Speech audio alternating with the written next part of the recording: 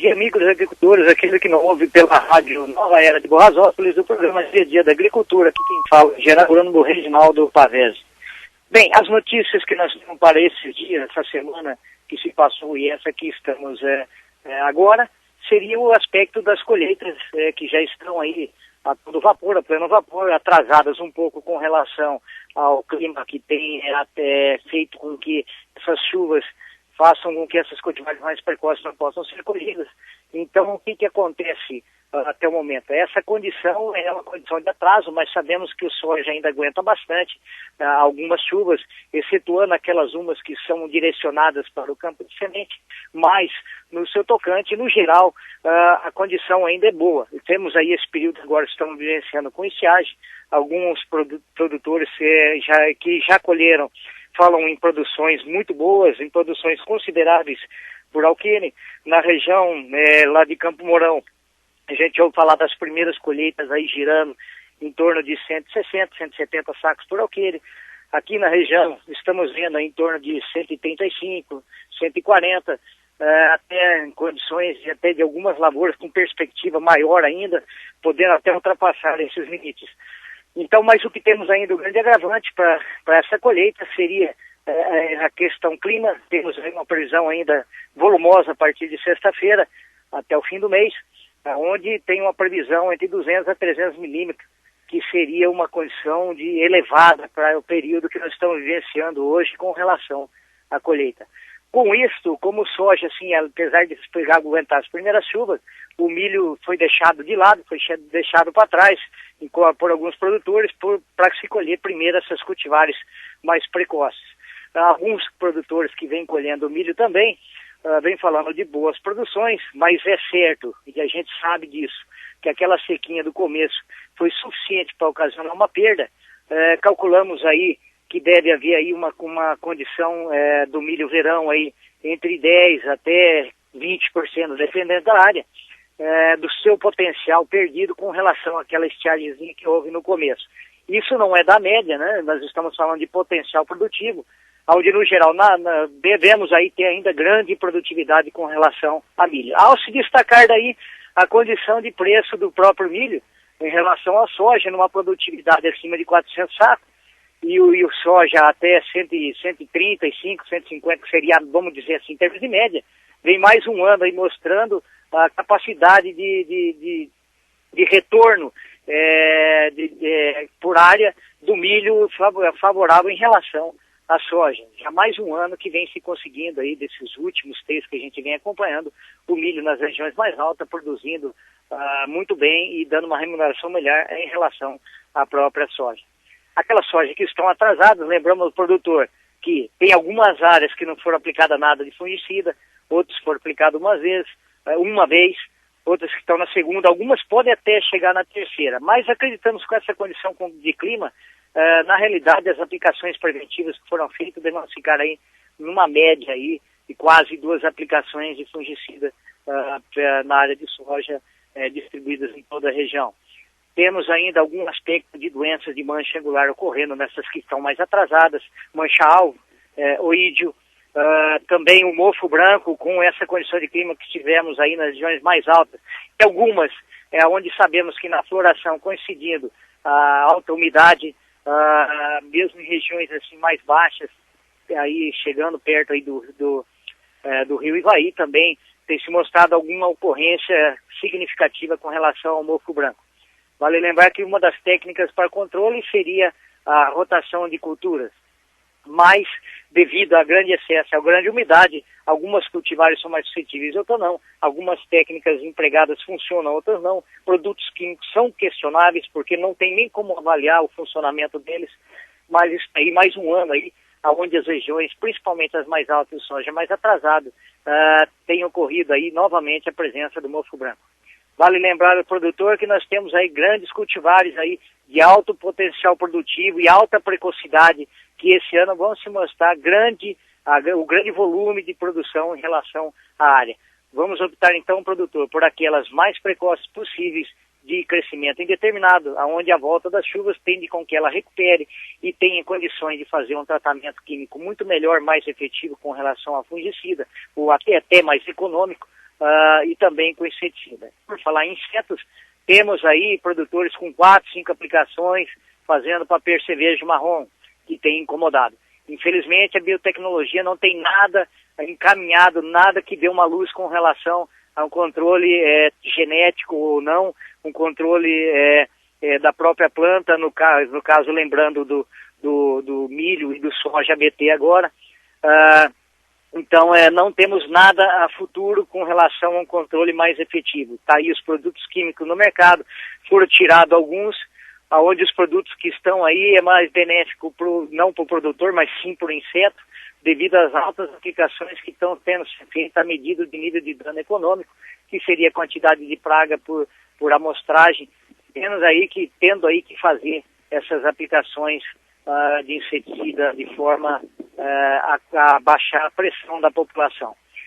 Também tivemos aí o advento, já resumindo com relação às lagartas que vieram aí, lagarta maçã, lagarta do milho, que atacou o soja nas lajes. Não foi muito difícil o controle, tem produtos aí no mercado que conseguem fazer esse controle. O único problema que tem que ser feito antes do soja fechar, senão a possibilidade de não pegar ele mais abaixo, seria a condição de que ele possa atacar e não controlando, comer as vagens, que é o grande diferencial de ataque delas, seria atacar as vagens e comer os grãos.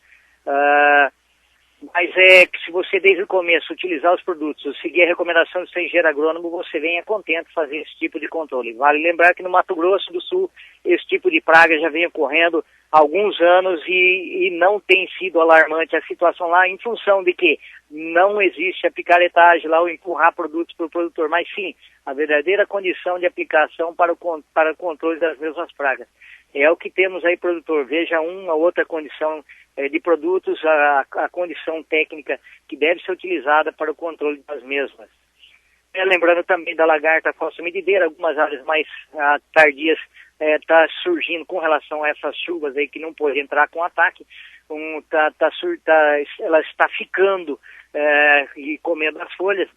Também aquele soja muito fechado do bacheiro é difícil pegar, mas tem produtos específicos para isso. O importante é utilizar o bico, a tecnologia adequada para penetração da cauda dentro da planta e também até com um pouco de vento que ajudaria nesse tipo de controle. Vale lembrar também que tem alguns produtos de controle de forma biológica que vem desde o começo aplicando os produtos para não ter problema agora no seu final. Então, com relação às doenças também da soja, estão esses produtos específicos. Lembre sempre de fazer a rotatividade dos produtos, não usando sempre o mesmo princípio ativo, sempre dando uma modificada na sua aplicação e faça o monitoramento correto para ver a possibilidade ou a condição de aplicação ou não desses produtos e qual o melhor e mais adequado para a utilização na sua lavoura. Bem, temos aí também a grande novidade da semana, que seria aquele acordo da Monsanto com relação ao royalties das cultivares RR1, onde o próprio Cátia Abreu, mais a federação, as outras federações, excetuando a do Mato Grosso e a ProSoja do Mato Grosso, elas fizeram um acordo com a Monsanto para que o produtor faça intencionalmente e individualmente a sua intenção de não entrar na justiça com relação ao Monsanto nos últimos 2 anos de recolhimento, enquanto a partir desses 2 últimos que seria a condição de direito de cobrança da Monsanto seria aberto à mão, não seria recolhido. E esses acordos estão disponíveis principalmente essa semana nas grandes empresas que forneceram sementes para os produtores, cooperativas e empresas sementeiras de grande porte têm esse acordo ajustado com a Monsanto para não cobrança.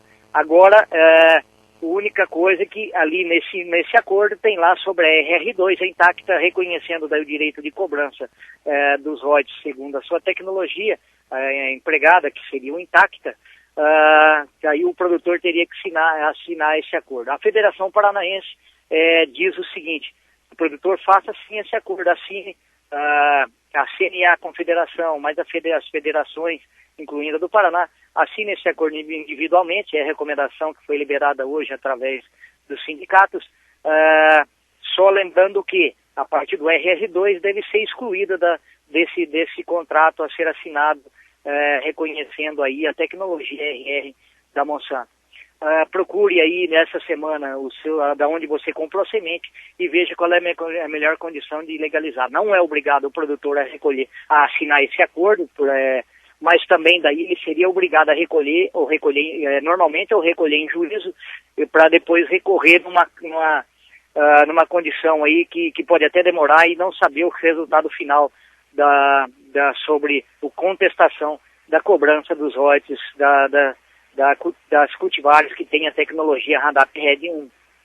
Mas a Roundup Red 2, nós não somos contra, ela é bem-vinda, é uma ótima tecnologia, isso tem que ser sim remunerado, até porque é oneroso para as empresas de pesquisa, e vem aí intacta a RR2 com várias empresas estão esperando a sua regularização para soltar o mercado, principalmente o mercado chinês, onde teremos lá a condição de produtividade, que seria cada nó com 8, 9 vagens de 3 grãos, que é o diferencial em termos de produção.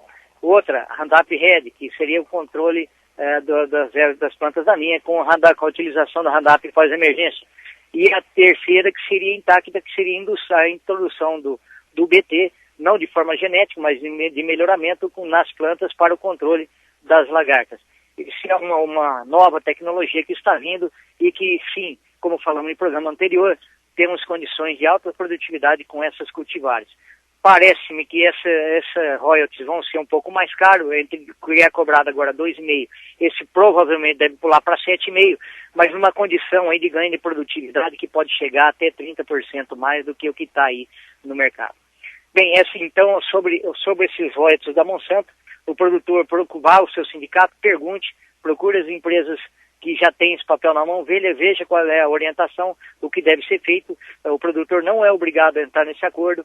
A própria FAMATA e a ProSoja do Mato Grosso pede para que não assine esse acordo, pois está em fase final a resolução sobre a devolução desses 2 últimos anos que foram cobrados de royalties.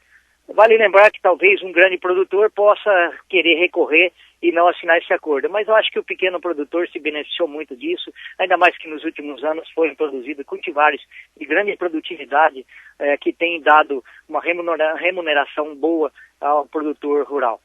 E também, com essa nova tecnologia, lembrando novamente, teremos vários cultivares com a introdução desse RR2, como é o RR1.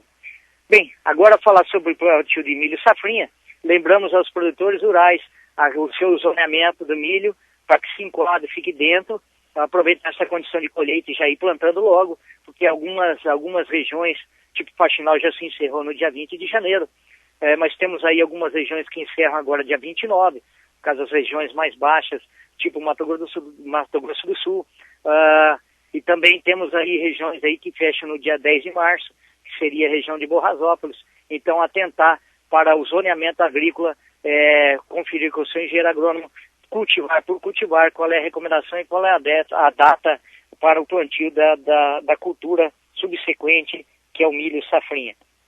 O trigo também, já estamos em condições de entregar os projetos no Banco do Brasil, ele já está recebendo, é lógico que ele vai priorizar primeiro o milho safrinha, os projetos de milho safrinha, depois já deve ser direcionado para o trigo, mas já está recebendo as propostas com plantio de trigo. Muitas da safra de inverno, está se pensando, alguns produtores aí com aveia preta, que uma grande cooperativa tem feito os contratos aí, pagando aí em torno de R$30 o saco para entregar no sementeiro, como opção de inverno. Tem aí o milho safrinha também, que está numa condição razoável em termos de preço. Tem também em Santa Catarina, está se optando com relação a fazer plantio de soja em cima de soja, como sendo mais remunerador. Também temos a condição do feijão, que está aí numa condição de preço sensacional, maravilhosa para quem quer fazer a segunda safra, e ainda não temos perspectiva de uma diminuição de preço, porque sempre quando batia R$200 o saco do feijão carioca, o mercado consumidor parava de comprar o produto. E agora já passou muito mais do que isso, já mais de 250, e o mercado continua comprando. Quer dizer, significa a falta do produto. Já lembrando que o feijão preto também passou de R$150, altamente remunerador da saca, e lembrando que mesmo com o feijão chinês entrando de péssima qualidade, Também o feijão do estoque da Conab também de péssima qualidade, não deve refletir muito com relação no mercado, tornando aí viável o plantio tanto do feijão preto quanto do feijão carioca ou feijão branco. Bem, preços futuros, o que nós visualizamos? Vemos aí uma grande perspectiva, agora com as cotações, vimos hoje de manhã já passando aí de 14,80 dólares o bushel em Chicago já para março, relação que comprova as perdas de produtividade da Argentina com relação aos efeitos climáticos, onde se previa aí uma produção de 53 milhões de toneladas, 54 caindo aí para 50 milhões de toneladas da soja. Significa mais uma perda. E também com relação ao Mato Grosso do Sul, que vem colhendo uma soja que a perspectiva era em torno de 55, 60 sacos e está escolhendo entre 45 e 55. Então, com relação até ao próprio excesso de chuva que está vendo e tem prejudicado a condição de qualidade daquele produto, que mesmo assim ele é beneficiado e é transformado em farelo e vai para o mercado do mesmo jeito. Acontece que os descontos a nível de produtor são muito grandes com relação à perda de qualidade desse produto. Mas a perspectiva talvez não seja bem aquela super safra que se esperava. O Brasil espera uma super safra, a própria presidente espera isso, a presidente Dilma, mas finalmente vamos ver aqui o montante que deve se fechar com relação a alguns projetos que têm realizado campo a campo e visitado as lavouras no Brasil. Acham-se que não deve ser aquela superprodução que nós achávamos que íamos ter. Com isso, os reflexos estão aí no preço no mercado, tendendo aí o milho agora a esperar um pouco de preço com relação à colheita que está havendo agora, mas a médio prazo acreditamos que lá para julho, tanto soja quanto milho deve recuperar suas cotações em função da própria escassez e aumento da demanda de compra por países do exterior, tanto China quanto Europa. Bem, essas são as notícias que tínhamos para a semana.